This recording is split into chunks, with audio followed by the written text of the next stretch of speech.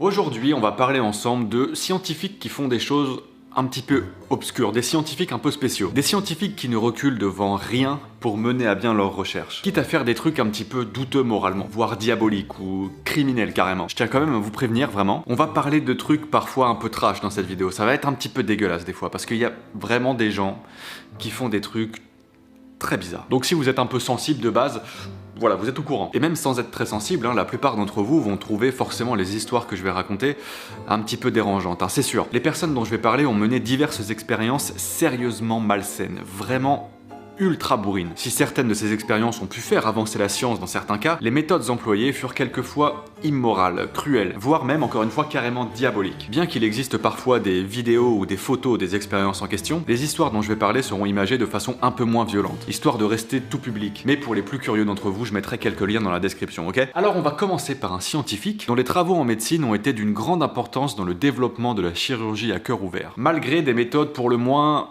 original, voilà. Sergueï Brukhonenko. Ce chirurgien russe s'est retrouvé à devoir traiter un bon nombre de blessés graves pendant la Première Guerre mondiale. C'est de là que lui est venue l'idée d'un système pouvant maintenir en vie un patient via une circulation sanguine extracorporelle. Tu vois, qui est pas en nous, c'est un truc qui est, voilà, dehors. Et tout ça évidemment afin de pouvoir traiter les blessures tranquillement. De nos jours, ce dispositif, appelé CEC, permet d'arrêter le cœur d'un patient afin de l'opérer.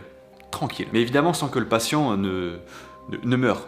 Du coup, ce qui serait un peu idiot, finalement. Enfin bref, pour mener à bien ses recherches, Sergueï a commencé à travailler sur des prototypes à partir de 1920. Et forcément, pour travailler, il lui fallait des cobayes pour ça. Alors il n'a pas testé ça tout de suite sur des humains.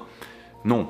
Il a testé ça sur des chiens, d'abord. Bouchez les oreilles de votre toutou s'il est près de vous parce qu'il va faire une petite crise cardiaque, je pense. Après de multiples essais sur des organes isolés ou alors même sur des chiens entiers, des démonstrations assez impressionnantes furent menées en 1928 et 1929. Et c'est notamment l'une d'elles qui fit beaucoup parler à l'époque. Via des tubes connectés à une pompe simulant l'action du cœur d'une part, ainsi qu'une cuve de sang oxygéné alimentée par des poumons artificiellement alimentés en oxygène d'autre part, Sergueï a réussi à ramener à la vie, tenez-vous bien, la tête qu'il avait coupé d'un chien. Voilà, ça démarre bien. Alors forcément, il n'était pas super en forme, le chien, mais la tête réagissait quand même à de multiples stimuli différents. En lui passant une plume sur la truffe, il remuait le museau, en lui frottant du jus de citron sur les babines, il se les léchait, et il réagissait même à la lumière, ainsi qu'au bruit. Alors il existe des vidéos de l'expérience qu'on peut trouver notamment sur YouTube, c'est ce qui a notamment participé au succès de cette démonstration hors du commun. Je vous mettrai le lien dans la description, mais je vous préviens, c'est très impressionnant visuellement, genre c'est un peu choquant quoi. L'expérience, bien que choquante, visait à prouver que le système de Sergueï Brukhonenko permettait de maintenir artificiellement en vie un organisme. Son prototype a ensuite été perfectionné et il lui donna un nom, l'autojector. Malheureusement, ses travaux furent brutalement interrompus par la Seconde Guerre mondiale. Et ce fut un chirurgien américain, John H. Gibbon, qui poursuivit les travaux dans ce domaine. Finalement, Brukhonenko c'était pas non plus le type ultra sadique ou même cinglé. Il voulait simplement essayer de sauver plus de gens en développant des techniques de chirurgie assez inédites. Si la vidéo de ses travaux peuvent choquer, il a bien fallu qu'il mette en pratique ses théories. En matière de réanimation des morts, il y a des types qui avaient un sens de l'éthique bien moins poussé que lui, par exemple. Justement, on va remonter un peu dans le temps jusqu'au début du 19e siècle et s'intéresser aux expériences un petit peu étranges du chimiste écossais Andrew Ure. À cette époque, pas mal de scientifiques s'intéressaient à un truc assez spécial, le galvanisme. Ça désigne en fait tout simplement le fait de faire réagir un muscle en y appliquant de l'électricité. À la base, c'est le médecin italien Luigi Galvani qui a découvert ça en 1781 en disséquant une grenouille. Alors forcément, ça a inspiré pas mal de gens à tester des trucs chelous ensuite. Vient alors Andrew Ure. Lui, il se dit que tester ça sur une grenouille, ça manque un peu de panache, tu vois. Alors il a une autre idée. Il a déjà entendu parler d'expériences de galvanisation sur des cadavres humains. Alors il veut tester ça lui-même. Et comme plus on est de fous, plus on rit, il invite une assemblée de personnes à assister à tout ça. On se situe donc à Glasgow en 1818, et Andrew a besoin d'un cobaye. C'est finalement un certain Matthew Clydesdale, condamné et pendu pour meurtre, qui fera l'affaire. À peine 10 minutes après l'avoir décroché, son cadavre est amené au théâtre anatomique afin d'être soumis aux expériences de chimiste. Et donc après l'avoir vidé de son sang, on lui fait une petite ouverture dans la nuque et une autre au niveau de la hanche. 2 connecteurs reliés à une batterie sont ensuite appliqués à sa moelle épinière ainsi qu'à son nerf sciatique. Cette soudaine décharge d'électricité traverse tout le corps du cadavre, contractant tous ses muscles à la fois, comme s'il était pris d'un énorme spasme tout à coup quoi. Imaginez la scène à l'époque, ça devait être tellement glauque. Bon là les gens ils commencent déjà à être un peu surpris, tu vois, dans l'assemblée, c'est pas tous les jours qu'on voit un mort remuer évidemment, mais Andrew Ure n'en a pas fini.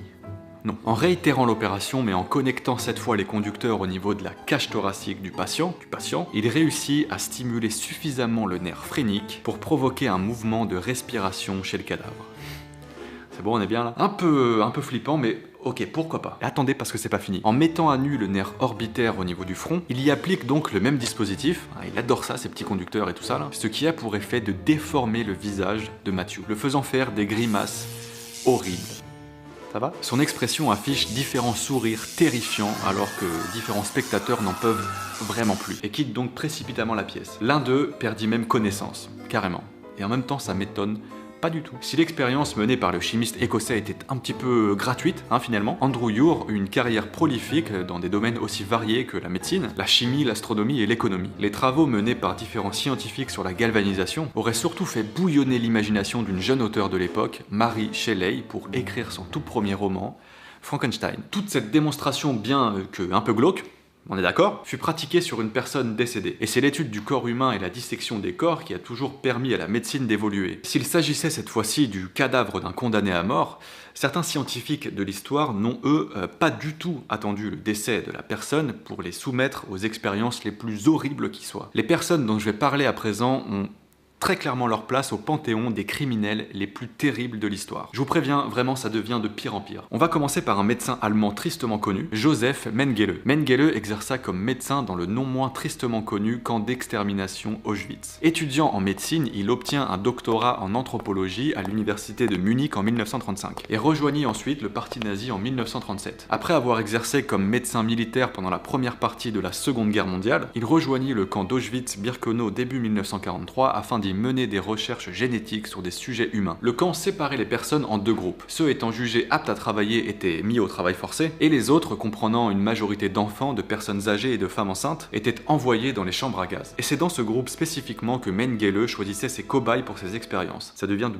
plus en plus glauque. Lui, il était particulièrement intéressé par les jumeaux. Ses travaux sur la génétique avaient en fait un but bien précis, démontrer la supériorité de l'hérédité sur les facteurs environnementaux, afin de soutenir la doctrine nazie de la supériorité de la race aryenne. Mengele était décrit comme un personnage particulièrement sadique, sans empathie et extrêmement antisémite. Parmi les expériences horribles menées par ce meurtrier, il infectait notamment ses victimes avec toutes sortes de maladies afin d'en étudier les effets, ou bien il leur brisait les jambes à coups de marteau afin d'en affecter les plaies avec des staphylocoques, des streptocoques, des morceaux de bois, des éclats de verre, enfin à peu près tout ce qui lui passait sous la main. C'est abominable. Accrochez-vous, ça va être de plus en plus dur. Il amputait inutilement ses patients et tenta d'injecter des produits chimiques dans les yeux de certains d'entre eux afin d'en changer la couleur. Il tenta aussi de coudre ensemble deux jumeaux afin d'en faire des siamois. Mais ceux-ci moururent évidemment après plusieurs jours d'agonie. Ce monstre réussit malheureusement à s'enfuir à la fin de la guerre et ne fut jamais condamné pour ses crimes. Il rejoignit l'Argentine en bateau et ne fut repéré qu'à la fin des années 50. Mais il réussit à s'enfuir à nouveau au Paraguay cette fois-ci. Traqué, il réussit à disparaître pour de bon au Brésil avec sa famille, y achetant une ferme sous un faux nom. Jamais jugé pour ses crimes, il mourut finalement près de Sao Paulo le 7 février 1979, à l'âge de 67 ans, victime d'un AVC lorsqu'il se baignait. Si Mengele ne fut jamais retrouvé ni condamné, je vais maintenant vous raconter l'histoire d'un autre criminel de la même envergure, opérant à la même époque et à l'autre bout du monde, dont la conclusion pourrait fortement vous surprendre. Le général japonais Shiro Ishii. Si le diable devait avoir un visage sur Terre, ce serait très difficile finalement de choisir entre Mengele ou Ishii. Mais vraiment, accrochez-vous, c'est pas facile. Shiro Ishii était responsable de l'unité 731 durant la guerre sino-japonaise, de 1937 à 1945. Pour ceux qui ont déjà entendu parler de cette histoire trop méconnue en Occident, je vous jure que rien que l'évocation du mot unité 731 devrait faire frissonner. Conçue comme une unité de recherche militaire bactériologique, l'unité 731 est responsable de la mort de centaines de milliers de personnes et est aujourd'hui reconnue responsable de crimes de guerre et de crimes contre l'humanité. Implantée près de la ville de Harbin dans le nord de la Chine, cette unité prétendait exister dans le but d'effectuer des recherches sur la prévention d'épidémies et sur la purification de l'eau. Mais laissez-moi vous dire que la vérité était réellement tout autre. Dans ce complexe de plus d'une centaine de bâtiments, c'est en fait le développement d'armes bactériologiques et l'expérimentation sur des cobayes humains qui a lieu. Ces cobayes sont des prisonniers de guerre en majorité chinois, mais on y trouve aussi des Russes, des Coréens, des Mongols et des Américains. Maintenant, imaginez 2 secondes les pires choses qu'on peut faire subir à des êtres humains. Eh ben, c'est encore pire. Voilà, inoculation de diverses maladies, puis vivisection sans anesthésie, c'est-à-dire on t'ouvre un petit peu partout sur le corps pour voir, sans anesthésie évidemment. Les prisonniers étaient tués à l'aide de diverses armes pour en étudier les effets tout simplement. On pouvait aussi les brûler vifs pour voir comment ça fait, ou bien les geler, totalement les geler pour étudier les effets, ou encore les faire littéralement exploser dans des cuves dont on augmentait progressivement la pression. Certains détenus étaient forcés d'avoir des rapports sexuels afin de se transmettre des maladies ou bien de faire tomber enceintes les femmes, avant de prélever leur fœtus via vivisection, encore une fois sans anesthésie. Ils pouvaient remplacer le sang d'autres cobayes humains par du sang animal par exemple, ou même par exemple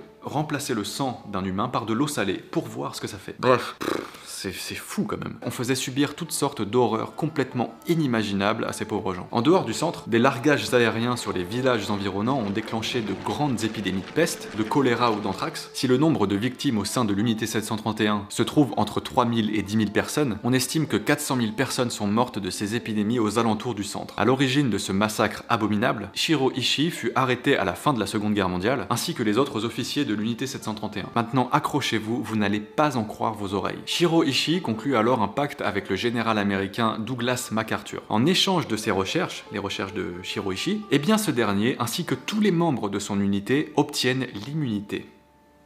Aucun problème. Et reçoivent en plus une allocation à vie. Shiro Ishii mourut finalement d'un cancer de la gorge en 1959, après avoir passé les dernières années de sa vie au Japon, totalement libre. Ça fait froid dans le dos, c'est horrible. Et pendant plus de 50 ans, le Japon fit tout pour cacher la vérité. Ce n'est qu'en 2002 qu'une cour de justice japonaise reconnut enfin l'implication de l'unité 731 dans la guerre bactériologique qui se déroula en Chine pendant la Seconde Guerre mondiale, mais dédouana le gouvernement japonais de toute réparation envers les plaignants chinois et russes. Sympa. Eh ben, c'était pas facile. Je comprends même pas comment on peut arriver à faire des choses aussi inhumaines. C'est... ouais, non, je sais pas. En tout cas, j'espère que cette vidéo vous aura intéressé. Je pense qu'il y aurait pas mal de sujets comme ça à traiter qui pourraient être intéressants, pas nécessairement que des trucs ultra glauques, mais même d'autres expériences, d'autres choses qui se sont passées dans l'histoire de la science. Bref, c'était très intéressant comme sujet. J'espère qu'il vous aura plu. Partagez la vidéo pour faire découvrir ces choses complètement folles qui se passent sur Terre, chez nous, les humains finalement. Merci à tous d'avoir suivi cette vidéo jusqu'au bout. Et quant à moi, je vous dis comme d'habitude à très bientôt, à la prochaine, car la science n'attend pas. Salut!